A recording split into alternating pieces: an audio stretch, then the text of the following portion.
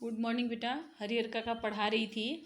आज भाग 5 पढ़ाऊंगी। कल का यही कहानी था कि कल तक की कहानी थी कि महंत जो था, महंत ठाकुरबाड़ी का जो मुख्य पुजारी था वो ले गया, अच्छे अच्छे खाना खिलाया। उसके बाद अगले दिन वो लोग, उसके भाई लोग उनके हरिहर काका को लेके आते हैं। घर में उनकी बहुत खातिर होती है। बाद में कुछ दिन बाद हरिहर काका के भाई जो है ना, सब जगह गांव 2 वर्गों में बंटने लगता है। कोई कहता है ठाकुरबाड़ी के नाम लिख देना चाहिए, कोई कहता है भाइयों का नाम लिखना चाहिए। ये आशंका को देखते हुए हरिहर काका के भाई उनसे जिद करने लगते हैं कि आप जो है, जिद नहीं, रिक्वेस्ट करने लगते हैं कि आप ज़मीन हमारे नाम लिख दोगे, आपका हम लोग बहुत ध्यान नहीं। लेकिन हरिहर काका जो है ना, लेखक से इसके बारे में राय मशवरा करते हैं। बोलते हैं कि जब तक मैं हूँ तब तक ज़मीन किसी को नहीं लिखूंगा। बहुत सारे लोगों को लोग याद करते हैं कि जो लोग जीते जी अपना ज़मीन किसी के नाम, अपने उत्तराधिकारी के नाम लिख दिया, उसके बाद उनकी स्थिति बहुत ख़राब हो गई। उसके बाद इस स्थिति में तब हरिहर काका, इधर महंत भी जो हरिहर काका खोज में लगे रहते हैं। जब भी एकांत में महंत जी मिलते हैं तब जैसे ही जो है ना बोल देते हैं कि मतलब कि देर नहीं करो, तुम्हारी मतलब ठाकुर जी के नाम कर दो, तुम्हारी आत्मा को ले जाने के लिए विमान आएगा। इस तरह का प्रलोभन वो हरिहर काका को देते रहते हैं। उसके बाद की कहानी क्या होती है, लेकिन हरिहर काका ना हाँ कहते हैं ना। मैंने हाँ कहने से क्या होगा, वो लोग गुस्सा हो जाएंगे। ना हाँ कहने से उनको ज़मीन लिखना पड़ेगा, और ना कहने से महंत जी को दुखी करना नहीं चाहते, क्योंकि भाई के परिवार में जो सुख सुविधाएं उनको मिल रही थी, महंत जी एक दिन ले गए, उनका महत्व महंत जी समझे। तब भाई के परिवार को भी उनका महत्व पता चला। तब उनका इतना सेवा शुश्रूषा भाई के परिवार में होने लगा था, तो वो सोच रहे थे कि महंत जी की कृपा के कारण ही उन्हें जो सुख सुविधाएं मिल रही थी वो महंत जी की कृपा ही है। और हाँ तो उन्हें कहना नहीं, मैंने कह रहे कि, लेकिन वो सोचते थे कि हाँ तो मैं कभी नहीं कहूँगा, ज़िंदगी में जीते जी किसी को अपनी ज़मीन नहीं दूंगा। इस मुद्दे पर वो जागरूक हो गए थे, मैंने कॉन्शियस हो गए थे कि कितना भी हो जाए जीते जी मैं ज़मीन। पर बीतते समय के अनुसार महंत जी की चिंता धीरे धीरे, जैसे समय बीत रहा था, महंत जी और चिंतित होते जा रहे थे। उनको लग रहा था कि जाल में फंसी हुई चिड़िया, मैंने इतना हमारे जाल में आए हुए थे हरिहर काका। और फिर उनका मन बदलने लगा। महंत जी ये बात सहन नहीं कर पा रहे थे कि महंत जी क्या दबंग किस्म के आदमी थे। महंत जी को लग रहा था कि हरिहर धर्म संकट में पड़ गया। मैंने वो भाई के बारे में सोचने लगा। एक और वो चाहते हैं कि ठाकुरबाड़ी के नाम लिख दूँ, किंतु दूसरी ओर भाई के परिवार के मोह बंधन में बंधे हुए। महंत जी को लग रहा था कि हरिहर धर्म संकट में पड़ गया। एक साइड चाहता है वो कि ठाकुरबाड़ी के नाम लिख दूँ, दूसरा भाई के परिवार से भी मोह है। हरिहर काका, इस स्थिति में महंत जी सोच रहे हैं कि हरिहर काका को किडनैप कर लिया जाए। मैंने अपहरण करके जबरदस्ती उनसे जमीन लिखवाने के अलावा कोई विकल्प नहीं है। बाद में हरिहर काका अपने आप, मैंने उनको किडनैप कर लेंगे, किडनैप करके ज़मीन लिखवाएंगे, बाद में हरिहर काका अपने ही राजी हो जाएंगे। महंत जी लड़ाकू, मैंने लड़ने वाले भी थे, बड़े बड़े खूंखार लोगों से उनकी दोस्ती भी थी। लड़ाकू और दबंग थे। दबंग का मतलब हुआ कोई भी चीज़ ज़बरदस्ती करवाने वाला आदमी था। अपनी योजना के कार्य रूप में परिणत करने के लिए, मैंने उनका जो प्लान था उसको कैसे प्लान को सही करना है, जी जान से जुटाना, मैंने एकदम लग गए उसमें। हालांकि यह सब गोपनीयता, मैंने कोई भी काम वो कर रहे थे तो गुप्त रूप से कर रहे थे, सीक्रेट्स रूप से कर रहे थे, कि हरिहर काका के भाइयों को उसकी भनक भी नहीं लगे, उसको पता भी नहीं चला। बात अभी हाल की है, मैंने अभी कुछ दिन पहले का बात है। आधी रात के आसपास ठाकुरबाड़ी के साधु संत, उनके पक्षधर भाला गणासा और बंदूक से लैस एकाएक, मैंने अभी सोचते सोचते अंदर प्लान बनाते बनाते अचानक महंत जी क्या किए, आधी रात में साधु संत और उनके जितने भी फेवर के लोग थे, वो लोग पक्ष के लोग थे, भाला गड़ासा बंदूक लेकर हरिहर काका के दालान पर आकर पहुँचे। हरिहर काका के भाई लोग को तो इतना उम्मीद नहीं थी। इस अप्रत्याशित, मतलब अचानक, इस तब अचानक घटना के लिए वो तैयार नहीं थे। इससे पहले कि वो कोई जवाब देते और लोगों को जुटाते, तब तक जो अटैक करने वाले थे, जो आक्रमण करने वाले थे, वो लोग क्या किए, हरिहर काका को पीठ पर लाद के चंपत हो गए। चंपत हो जाना मैंने भाग जाना। गांव में किसी ने ऐसी घटना नहीं देखी न सुनी थी। गांव के लोग में से कोई भी इस प्रकार का घटना को न देखा न सुना। सारा गांव जाग गया, सब पूरा गांव के लोग रात के समय जग के, शुभ चिंतक तो उनके यहाँ, और जो उनके वेल विशर थे, जो उनको अच्छे चाहते थे, वो लोग उनके यहाँ जुटने लगे। लेकिन अन्य लोग अपने मनवेल विषय लोग जुटने लगे, लेकिन कुछ लोग अपने दालान में अपने मकान के छत पर जमा होकर बातचीत करने लगे। हरिहर काका के भाई लोगों के साथ उन्हें ढूंढने निकले। हरिहर काका के भाई उसी समय रात में कुछ लोगों के साथ मिलकर ढूंढने निकले। उन्हें लगा महंत का काम है। वो मैं दल बल ठाकुर मैं बहुत लोगों के साथ ठाकुर बाड़ी जा पहुँचे। वहाँ खामोशी, वहाँ चुपचाप, कोई भी नहीं था, आवाज़ भी नहीं आ रही थी, शांति भी थी। रोज की भांति मैंने रोज जैसे रात में ठाकुर बाड़ी का मुख्य फाटक, मुख्य दरवाज़ा बंद रहता है, बंद भी था। वातावरण में रात में कैसे एकदम सन्नाटा होता है, शांति होती है, वैसी शांति थी। उन्हें लगा यह काम महंत का नहीं, बाहर के। तब उनको लग गया, जब ठाकुर बाड़ी में वो शांति सुने तो उनको लगा कि ये काम महंत का नहीं है, बाहर के डाकुओं का है। वो तो हर जाने की मोटी रकम लेकर, तब उनको लग रहा था कि हरिहर काका को बाहर का डाकू लोग किडनैप करके ले गया है, वो बहुत सारा पैसा लेगा, तो अब उनको छोड़ेगा। खोज में निकले लोग किसी दूसरी दिशा की ओर प्रस्थान करते, मैंने जो लोग खोज में गए थे वो लोग दूसरा तरफ जैसे ही जाने को सोचे, इसी समय ठाकुर बाड़ी के अंदर से, तब तक ठाकुर बाड़ी के अंदर से बातचीत करने की, मैंने लग रहा है कोई बातचीत कर रहा है। एक साथ बहुत लोग बातचीत कर रहे थे, परंतु धीरे धीरे बातचीत कर रहे थे।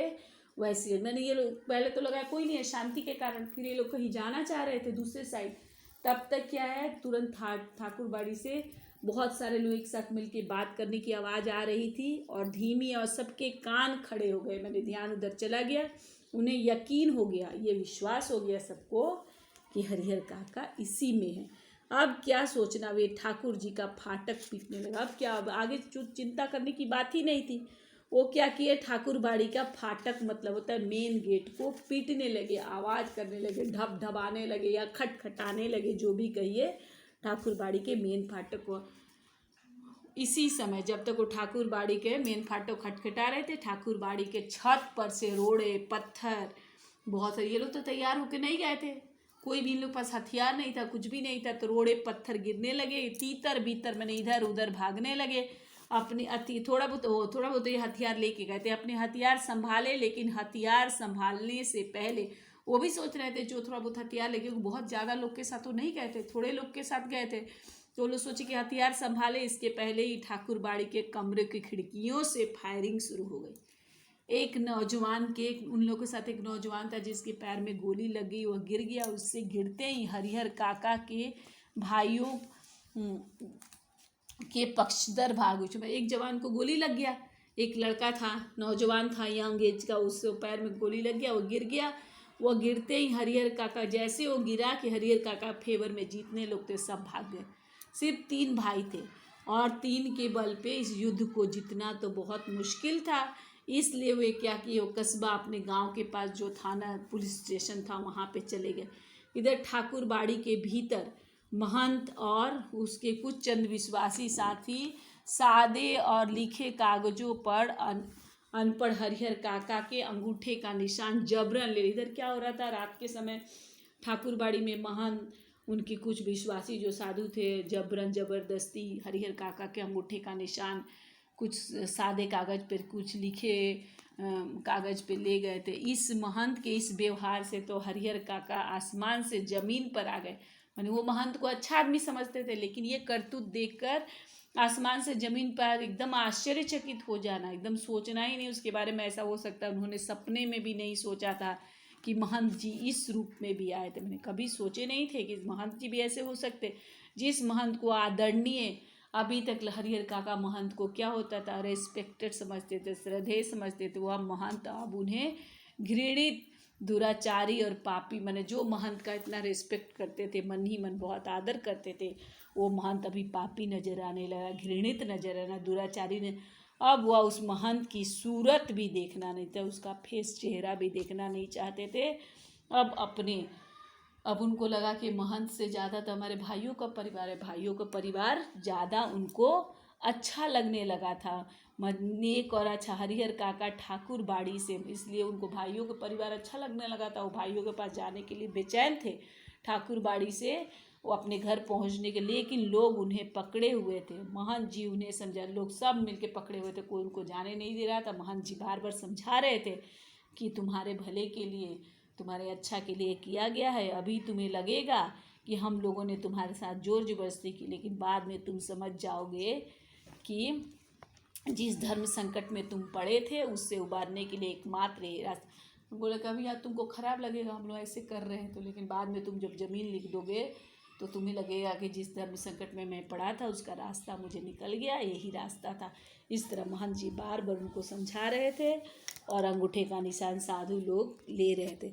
एक और ठाकुर बाड़ी के भीतर जबरन अंगूठे के निशान लेने और पकड़कर समझाने का कार्य चल रहा था। मैं ठाकुर बाड़ी के अंदर क्या था, हरिहर काका को पकड़ के ले गए थे तो उनको समझा के ज़बरदस्ती अंगूठा का निशान लगाने की बात चल रही थी। दूसरी ओर हरिहर काका के तीनों भाई सुबह होने से ही पहले पुलिस की जीप के साथ ठाकुर बाड़ी, दूसरे एक तरफ तो इधर नी लिखवाने का काम चल रहा था ठाकुर बाड़ी में, दूसरी तरफ सुबह होने से पहले ही तड़के मैंने जितना सुबह होने वाला था उससे पहले वो हरिहर काका के तीनों भाई पुलिस जीप के साथ ठाकुर बाड़ी में चले आए। जीप से तीनों भाई, एक दरोगा और पुलिस के 8 जवान, जीप जो था उसमें से पुलिस दरोगा 8 जवान उतरे।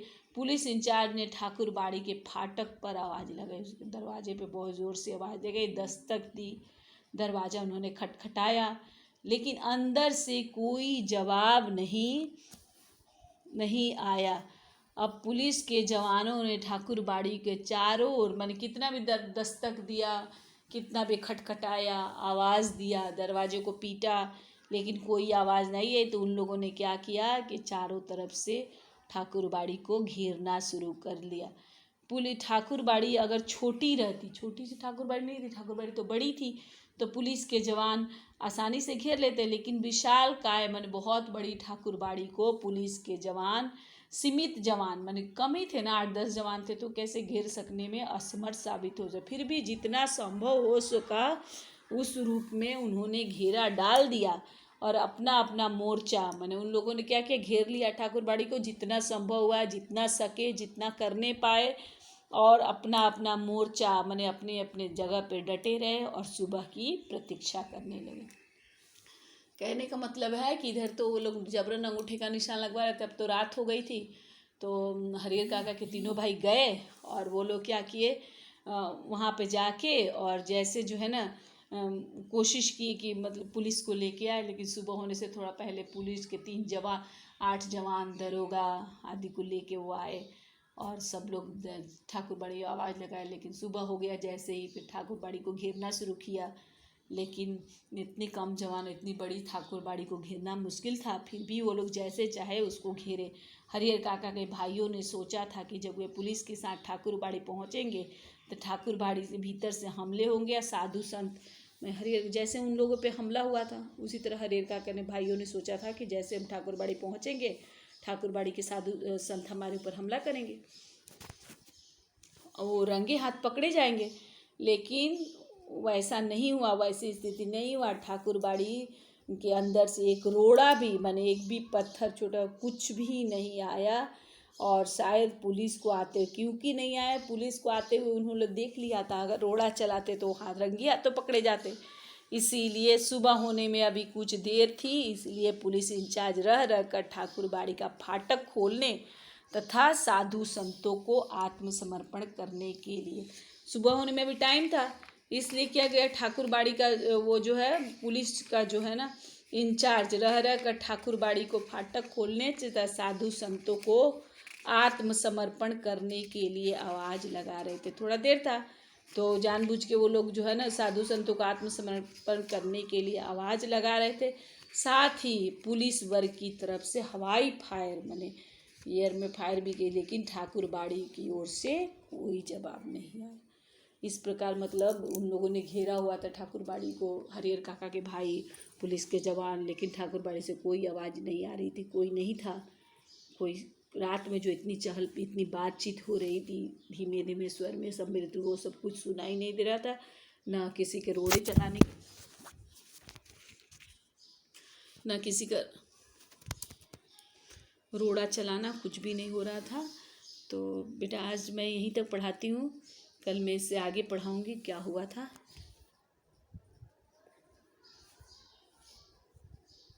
धन्यवाद बेटा, खुश रहिए, सुरक्षित रहिए, घर में रहिए, पढ़ाई कीजिए आप लोग। बहुत बहुत धन्यवाद आपको।